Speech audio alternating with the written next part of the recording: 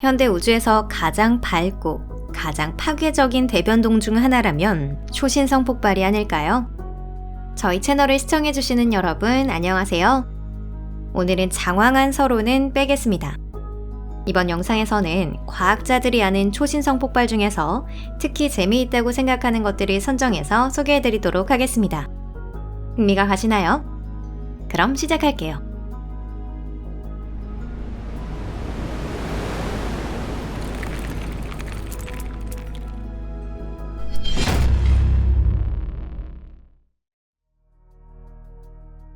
LMC N49 LMC N49는 지금으로부터 5,000년 정도 전에 은하수의 동반 은하인 대마젤란 은하에서 폭발한 초신성입니다.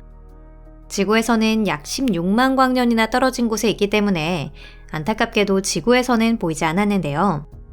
만약 이 초신성이 지구에 더 가까운 위치에 있고 당시 남반구에 수메르나 고대 이집트와 같은 문명이 존재했다면 사상 첫 초신성 폭발이라는 기록이 남겨졌을 겁니다. LMC N49가 된 건 아마도 매우 밝고 질량이 큰 불안정한 별이었을 것으로 추정됩니다.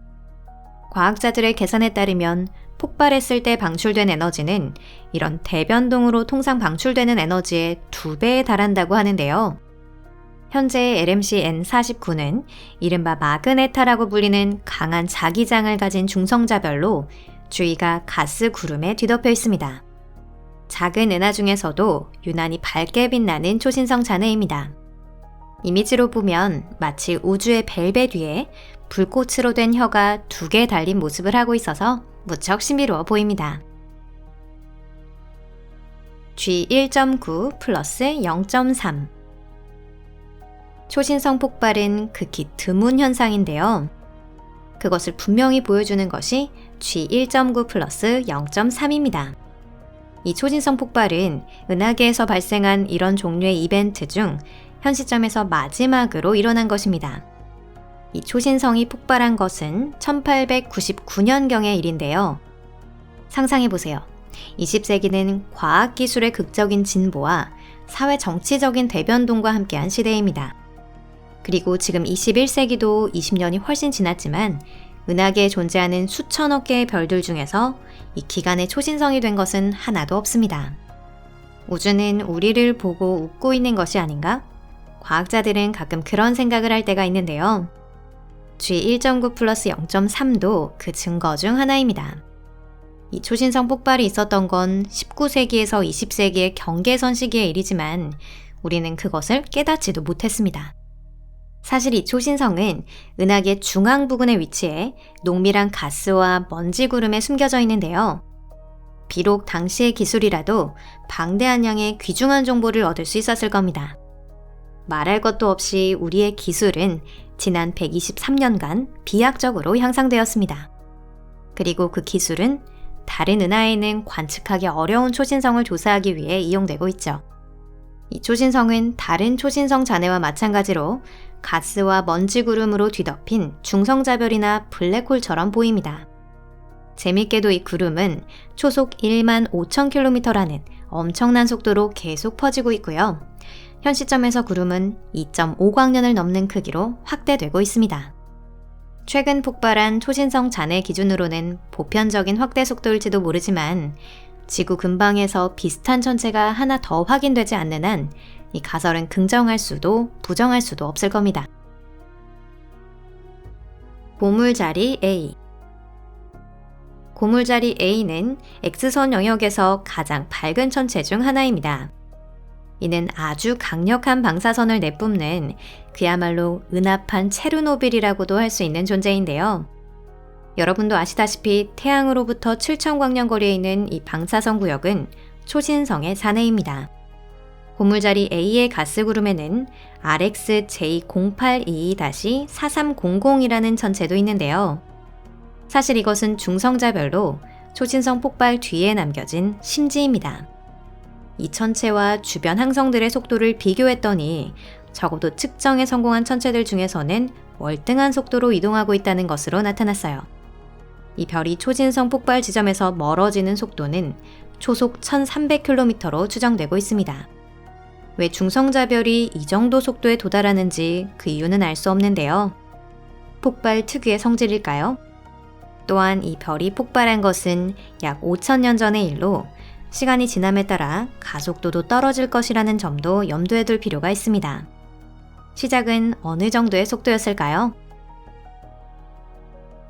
SN1006 개성운을 낳은 초신성 SN1054가 유명해진 데는 이런 계기가 있습니다. 먼저 과학자들은 개성운을 발견했어요. 그리고 이를 만들어낸 초신성이 우리 눈앞에서 폭발한 건 11세기 무렵임을 산출해낸 것입니다. 이후 과학자들이 중국 고문서에서 개성운을 발견한 것과 똑같은 장소에서 1054년 밝은 별이 순간 빛났다는 기술을 발견했습니다. 이는 천문학에 있어서의 대승리라고도 할 수 있는 것이었죠.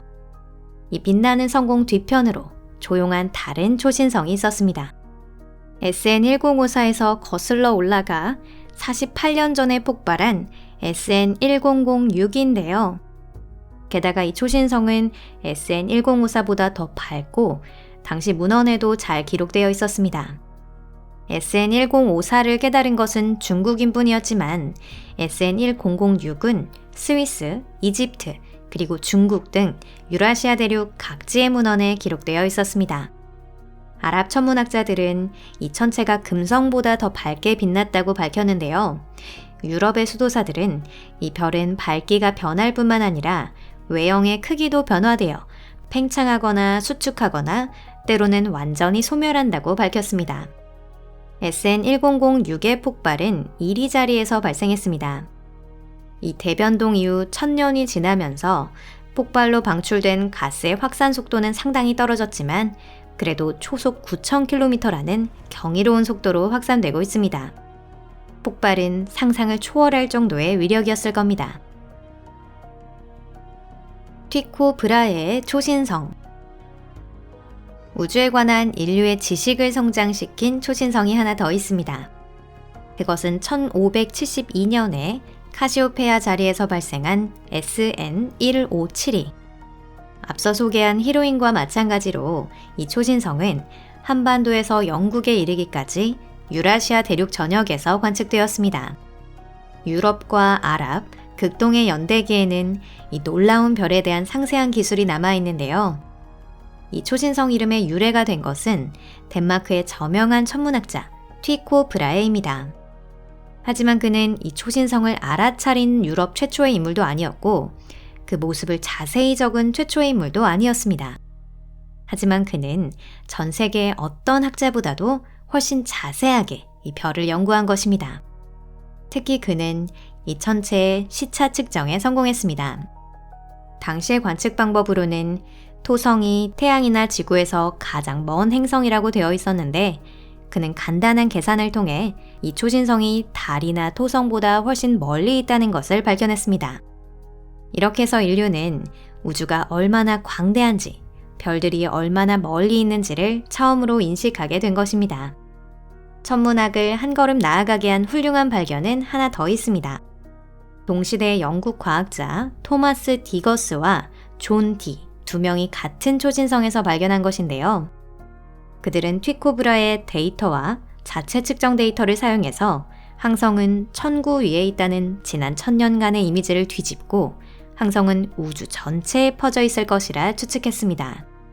아마도 티코 브라의 초신성만큼 과학 지식 발전에 지대한 영향을 준 천문현상은 존재하지 않을 겁니다.